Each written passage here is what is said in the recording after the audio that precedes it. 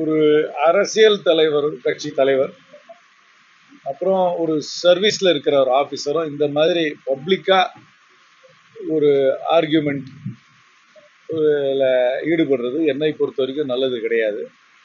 இதற்காக என்னை பொறுத்த வரைக்கும் இந்த இந்த பிரச்சனைக்கு சட்ட ரீதியாகவோ நிர்வாக ரீதியாகவோ தலைமை செயலாளரும் டிஜிபியும் ஒரு முற்றுப்புள்ளி வைக்கிறது.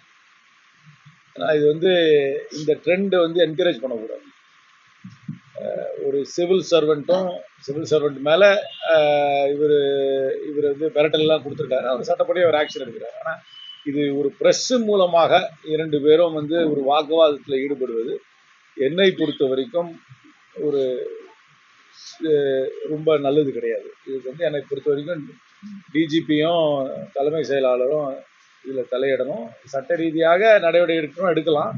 ஆனால் இதை இந்த ஒரு பப்ளிக் ஸ்பாட் என்கரேஜ்